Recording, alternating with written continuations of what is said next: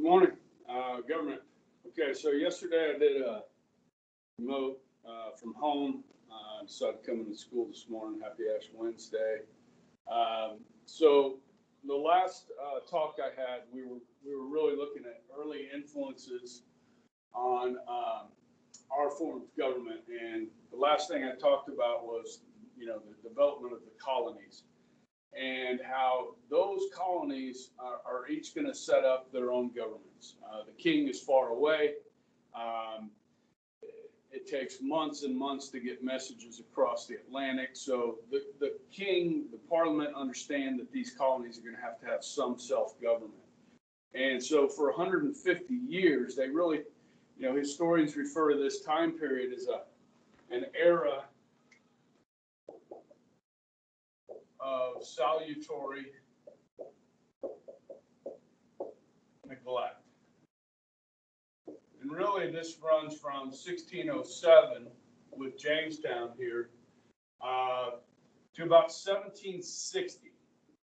Okay, so roughly 150 years of where the colonies kind of did their own thing, okay, without, British interference. So this next slide, we kind of go on the road to independence, okay, and look at different events that took place. But, for the people that came to the New World and stayed in these colonies, why did they leave Europe? They left for financial reasons, many of them.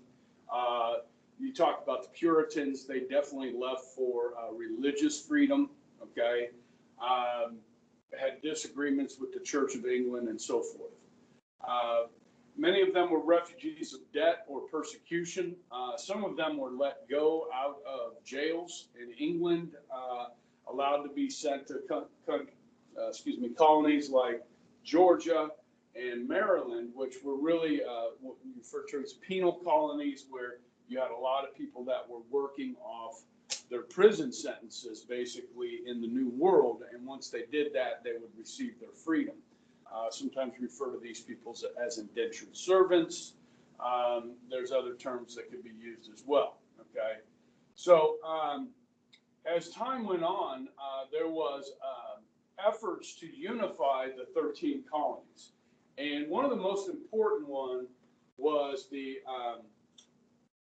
one that was proposed by Benjamin Franklin here in 1754. Now you had the New England Confederation, that ended in failure, but then the Albany Plan of Union, which called for a council of colonial representatives that could tax and raise an army. This was for defensive purposes. Since the first settlers came in, there was always concern about the native tribes that lived here. And guys, if you study this history, there were wars between the colonists and Native American tribes. And there were bigger wars that involved the French, Native American tribes, the British, the colonists, and so forth. In fact, there's 4 of these wars that we refer to in history as the 4 wars of empire. Now, remember, the British were Protestants, the French were Catholic, and so the French tried, they settled up in Canada and then down over here in the Ohio Valley. And there was these conflicts between those groups, okay? And so this idea to unify for defensive purposes is rejected by the British. They don't want us to join together because that probably makes us harder to deal with over here. And the colonies didn't really like this idea, some of them, because they felt like, the more populated states like Pennsylvania, Virginia would control everything, and New York would control everything. If you're living in Georgia or South Carolina, you're like, hey, we don't want to be told what to do from these people up here, okay? So that was rejected by both colonial and British governments, okay? But it is an attempt to unify, and that's important because, as you guys know, when we get to 1776, the 13 colonies will unify against the British, okay? So earlier attempts at this do play a role for further down the road. Okay.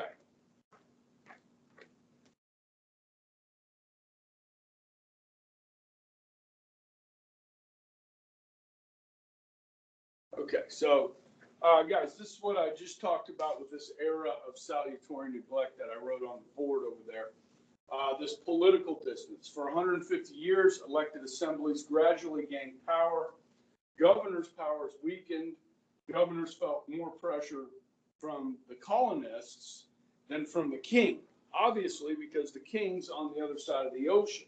All right, so they had to listen to the people. All right, this is key. All right, so these assemblies or legislative bodies that they set up, the governments they set up, these were made up of colonists. Now, to be fair and honest, these were not made up of ordinary people. These were made up of white male property owners. Okay, you had women that paid taxes. You had white men that paid taxes. You had slaves. You had indentured servants. So as far as participation goes, it was really limited to those white male property owners. Okay. But the fact that they control the money, the purse in these governments, okay, really gives them a say in how their governments are run. Even if the governor is appointed by the king, especially like in these proprietary colonies like Georgia and Pennsylvania, where you have a business basically being run, they control the governor's salaries. Okay, so the governor really does have to listen to the people. Okay. Next slide up.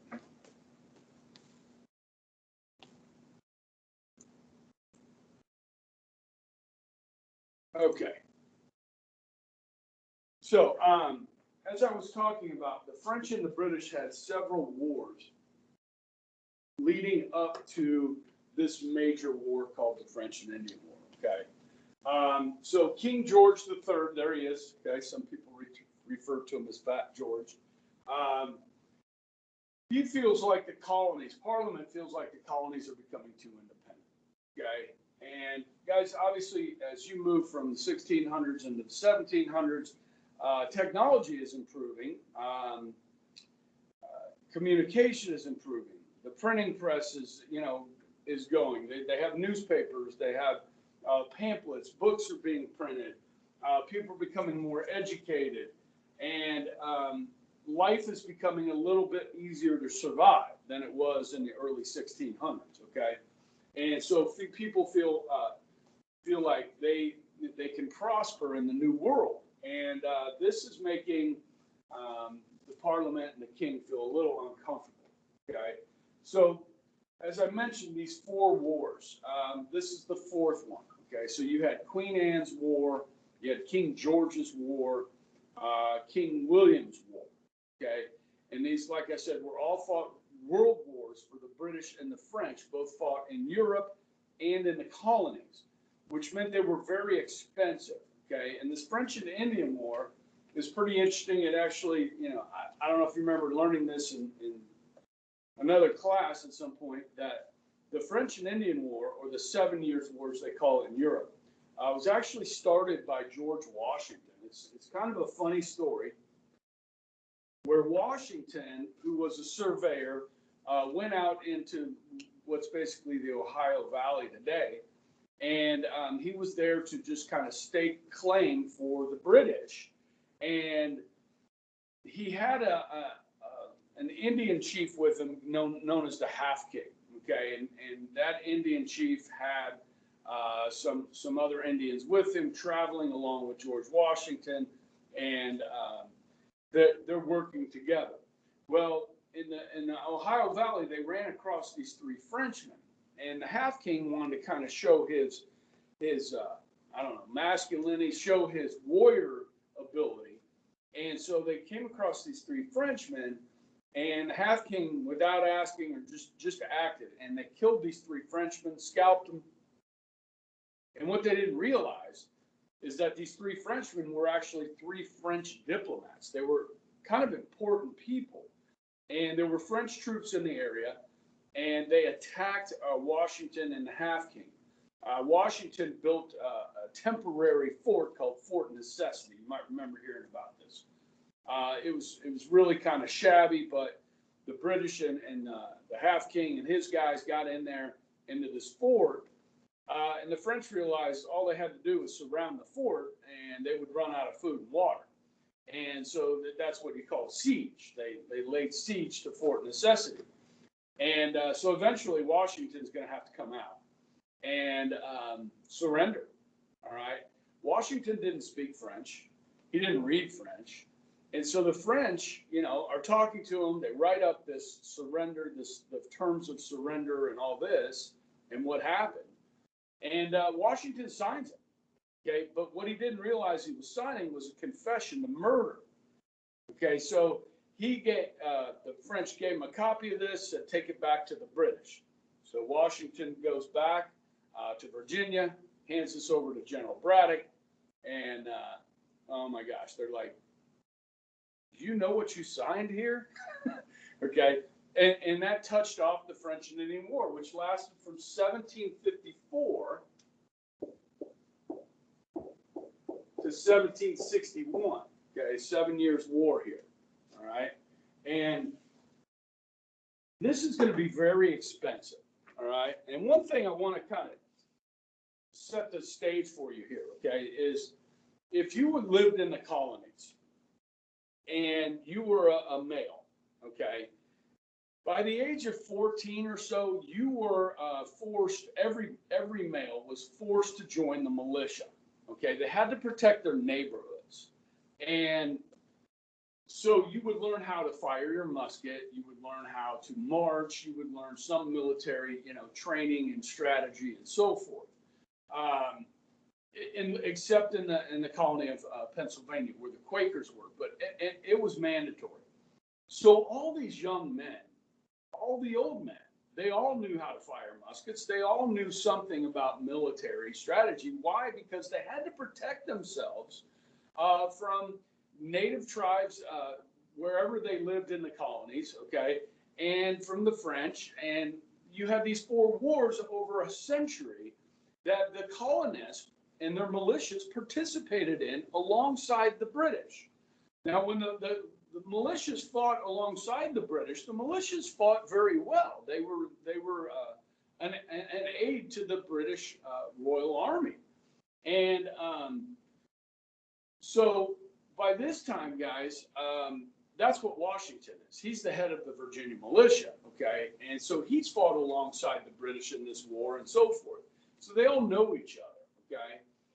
And so after this war is over, the British are really in debt. They had to bring over 20,000 British regular soldiers, and this is the 4th war. And if you look at this from the British perspective, you say, well, hey, after all this time and energy and blood and treasure that we've spent protecting the colonies, can you guys just chip in and pay some taxes? And the colonists are like, no, we don't have any representation in Parliament. Okay, if you go back to that English Petition of Right and the English Bill of Rights, okay, there's no taxation without consent of Parliament. And Parliament represents the people. Well, guys, the colonies don't have any representation. You can't tax them. That's how they feel about it, okay? But they are part of the mother country. They are colonies of England, and by this time, Great Britain. And so it's a situation where the British want to keep a standing army in the colonies just for protecting. Well, I think they have dual motive here. One, to protect the colonies from the French and native tribes, but also to control the colonies. Okay, and they resent that, guys. Remember, this 150 years of self-rule is coming to an end, and so they're going to ignore this. And in 1765, Parliament is going to institute a lot of new trade restrictions and taxes. The most famous of these, of course, is the Stamp Act, okay?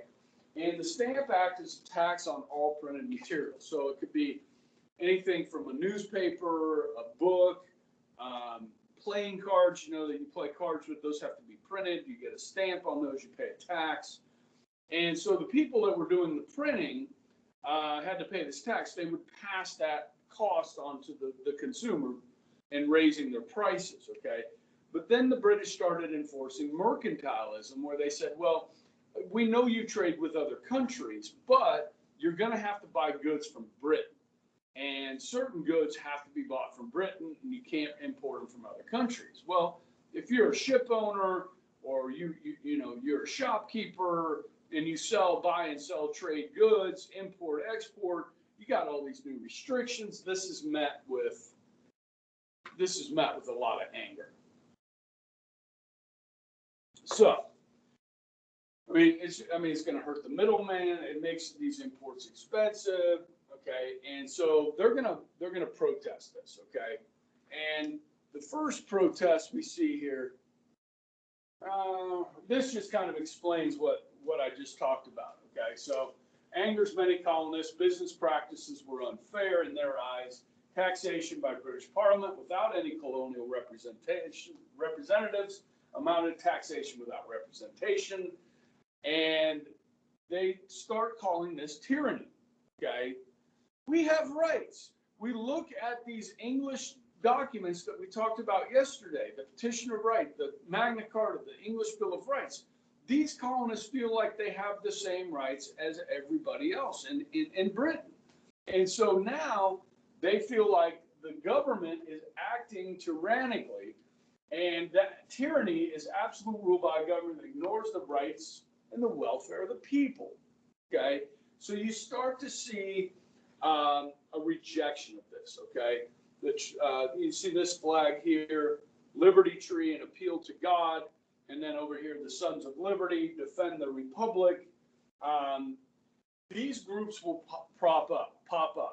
The first one of these is really called the Committees of Correspondence. And what they're going to do is start writing letters to England, to the Parliament, to the King, and telling them what their grievances are. Okay, and John Adams is going to pen one after the Stamp Act called the Declaration of Rights and Grievances. Okay. Yeah, here it is. Okay. And we really get into some of these events here.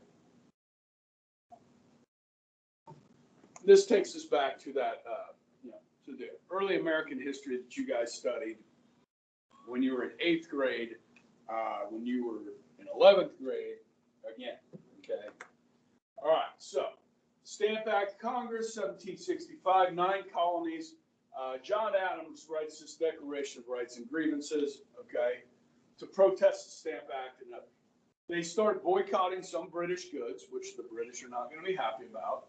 But Parliament will repeal the Stamp Act, okay? But they still need money. They're still in debt. So they are going to follow with things like the Sugar Act, the Tea Tax, the Tea Act, the Townshend Acts, and so forth. This, again, will be met with great resistance from the colonies, especially, guys, those independent colonies. Massachusetts, New Hampshire, Connecticut, and Rhode Island, okay? But this is also, people in Virginia are feeling the pinch. People in New York are feeling the pinch here. Okay, so this Committees of Correspondence will eventually grow into the Sons of Liberty. Okay, and this is a picture of Sam Adams. Now, guys, I'm going to post a video for you guys to watch, and you need to watch it before the test. But this really takes you through this time period in a much better way than I can. They have, actors doing voices and historians and so forth. It's done by the History Channel. It's called Rebels with a Cause, okay? So look for that video to be posted today, okay? So here we go. This network of colonial resistance. And one of the things you're going to learn about in that video is a man that becomes a good friend with Sam Adams, and that is John Hancock, okay? Hancock is a ship owner. He was orphaned and raised by his uncle, who happened to be a wealthy ship owner. And when his uncle passed away, he inherited that shipping company. So Hancock is one of the richest men in Massachusetts, okay, in all the colonies. And so he befriends this guy, Sam Adams. Now, Sam Adams is a tavern owner. He's kind of in the underworld of Boston, okay? So he's down amongst, the dock workers, the rope makers, the people that do all the heavy lifting, the hard work, and they're frustrated by what's going on with the British and so forth. You're seeing protests like, guys, tar and feathering was a real thing, man. And they, tax collectors would be tarred and feathered, and a lot of times you could die from that. I mean, you're talking about pouring hot tar over somebody's body, and then, the feathers are just, to really make them, I don't know, just, I'm at a loss of word here, to embarrass them, but the whole thing is, it's kind of awful. But anyhow, in 1770, you have the Boston Massacre, okay? And what happened here, guys, and this is the lithograph that you see in every textbook about the Boston Massacre. That was actually drawn by a man named Paul Revere. Everybody's heard that name, Paul Revere. The British are coming, right? He's the one that drew this. It's a lithograph, and it would be replicated in newspapers all over the country, showing the British soldiers opening up fire on innocent civilians, right? Well, these civilians were not so innocent. Yes, they were throwing snowballs at the redcoats, okay? But inside those snowballs or alongside those snowballs were chunks of ice. They used to use oyster shells. Being in Boston, there's people eat oysters. They use the oyster shells to put down on the streets. So when it rains, you don't get all this mud. The oyster shells kind of serve as gravel. Okay. So they're throwing those clubs that are used to beat out rope are thrown at these soldiers. One of them gets hit in the head. He discharges his musket. The others fire. It was a mob. And so these soldiers, they shot 9 people. Okay. And 5 of them died. A little trivia for you. One of those was a runaway slave. His name was Crispus Atticus. Okay, so he's an African American gentleman, and he was killed along with others. And some of the ones that were shot were young. I mean, they were like 13. I think there was a 13-year-old that was shot as well. So the Bostonians are outraged by this. Okay. They want these guys hung. They're going to be on trial, okay? Well, they need a representation, okay? Just like under our Constitution, if you can't afford an attorney, one will be appointed for you. Well, who wants to represent these British soldiers in Boston? Well, John Adams does, okay? John Adams is a lawyer. He's got a practice in Boston. He's also got a farm on the outskirts of Boston. And John Adams, even though his cousin Sam is like kind of this rabble-rouser, this troublemaker, John Adams is for the law. So he's going to represent these soldiers and build the defense that it was self-defense, okay, that they were attacked by a mob, which was the case. And so these, it's going to cost John Adams a lot of his clients are going to leave him because he was helping the British, these soldiers. And but he's going to win. These men will be acquitted. Otherwise, they would have been hanged.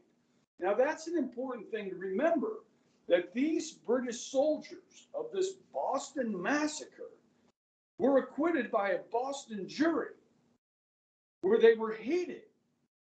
Okay, that tells you that the people of this country are principled enough to, see the law and be judge and jury and see who was right and who was wrong, and not to let emotions get in the way of justice. Okay.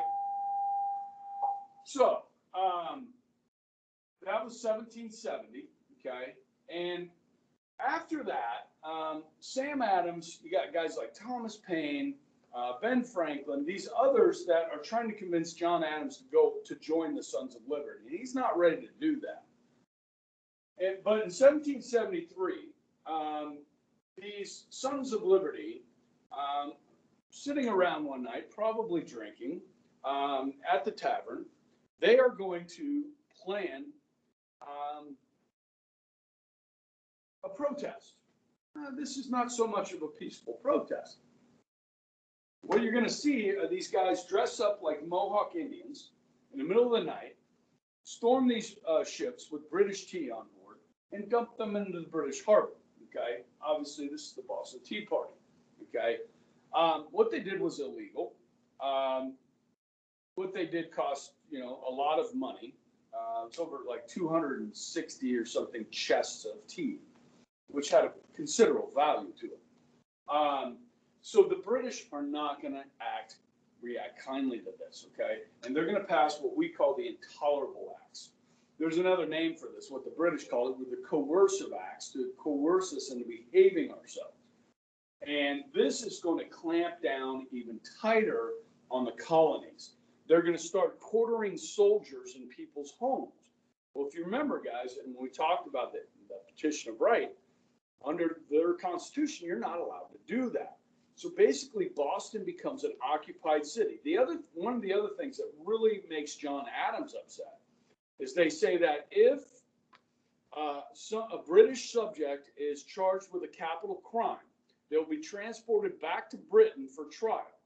So John Adams, who risked his law practice to represent the British and get them acquitted, now those soldiers would be transported back to Britain for a trial. This really upsets John Adams because of what he went through. And so he's going to join the Sons of Liberty, okay, with his cousin Sam. And you'll get to see this in the video, all right? And let me see what I got on the next slide. I'm going to wind down here shortly. Yeah, why don't I stop there, okay? The next thing, we get into the First Continental Congress, Second Continental Congress, and then the signing of the Declaration of Independence, okay? So that I will say for Thursday, okay? Hopefully you guys will watch this, and then I'll post that video as well. Hope you guys are having a good day. Hope you don't have too much work. I kept my videos pretty short for you, okay? So have a good one. See you tomorrow.